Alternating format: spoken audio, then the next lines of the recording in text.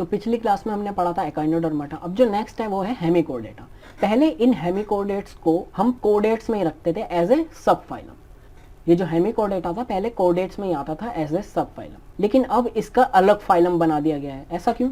हमने पहले इसको कोर्डेट्स में क्यों रखा था? क्योंकि इनके अंदर एक स्ट्रक्चर पाया जाता है जो एकदम नोटोकॉर्ड जैसा है, लेकिन जब पता चला वो नोटोकॉर्ड नहीं है, वो उसका ओरिजिन भी अलग है, तब हमने इसको कोर्डेट्स से हटा के नॉन कोर्डेट्स में रख दिया और इसका एक अलग फाइलम बन गया हेमिकोर्डेटा। तो इस फाइलम का सबसे मेन फीचर क्या है कि इसके पास स्टोमोकॉर्ड प्रेजेंट होती है इंस्टेड ऑफ नोटोकॉर्ड। इनके पास स्टोमोकॉर्ड प्रेजेंट होती है जो कि एक्टोडर्मल ओरिजिन की होती है। और अगर हम याद करें नोटोकॉर्ड किस ओरिजिन की थी, वो थी मीजोडर्मल ओरिजिन की, और जो स्टोमोकॉर्ड है यह है एक्टोडर्मल ओरिजिन।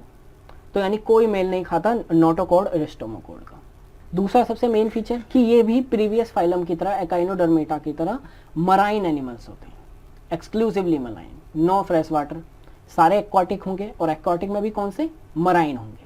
और वॉर्म लाइक अपीयरेंस होता है, एकदम वॉर्म जैसे दिखते हैं। और जैसा कि आप यहाँ पे देख रहे हैं, इनकी जो बॉडी है वो 3 हिस्सों में डिवाइडेड है। सबसे ऊपर वाले को कहते हैं प्रोबोस्किस, सेकंड कॉलर, और नीचे वाले हिस्से को कहते हैं ट्रंक। ये जो कॉलर होता है इसी में प्रेजेंट होती है स्टोमोकॉर्ड, और जो प्रोबोस्किस है इसमें प्रोबोस्किस ग्लैंड प्रेजेंट होती है जो कि एक्सक्रीशन में हेल्प करती है, यानी जो मेटाबॉलिक वेस्ट है, नाइट्रोजन वेस्ट है, उसको बॉडी से बाहर फेंकती है, यही प्रोबोसिस ग्लैंड। इसमें पोर्स प्रेजेंट होते हैं प्रोबोस्किस में। और नेक्स्ट कुछ जनरल बात की, ट्रिप्लोब्लास्टिक होते हैं, सिलोम बॉडी होती है इनकी, बायलैटरल सिमेट्री इनमें पाई जाती है। तो इसमें सबसे मेन फीचर क्या है कि एक तो स्टोमोकॉर्ड प्रेजेंट है, मराइन होते हैं ये, और एक्सक्रीशन का स्पेशल स्ट्रक्चर। नेक्स्ट इसमें भी organ system level of organisation होगा। डाइजेस्टिव सिस्टम जो है वो कंप्लीट है, यानी माउथ भी प्रेजेंट है और एनस भी प्रेजेंट है, 2 ओपनिंग प्रेजेंट है। Excretory organ proboscis gland. Respiration, क्योंकि ये मराइन है तो इनका रेस्पिरेशन गिल्स के द्वारा होगा।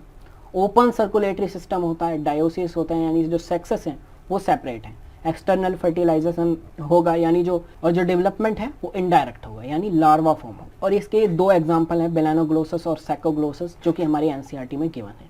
ये दोनों आपको याद होने चाहिए एग्जाम्पल। और इसमें स्टोमोकॉर्ड पता होना चाहिए हेमिकोर्डेट्स का। इसमें जो हेमी है इसका मतलब होता है हाफ, और जो कोर्डेट है मतलब वो कोर्डेट है, तो हाफ कोर्डेट है, पूरी तरीके से कोर्डेट नहीं है क्योंकि इनमें नोटोकॉर्ड प्रेजेंट नहीं है, लेकिन नोटोकॉर्ड जैसा स्ट्रक्चर जरूर प्रेजेंट है जिसे हम कहते हैं स्टोमोकॉर्ड, जो कि प्रेजेंट होता है इस कॉलर रीजन में। और ये भी मराइन होते हैं, टीनोफोरा एकाइनोडर्मेटा की तरह ये भी मराइन होते हैं।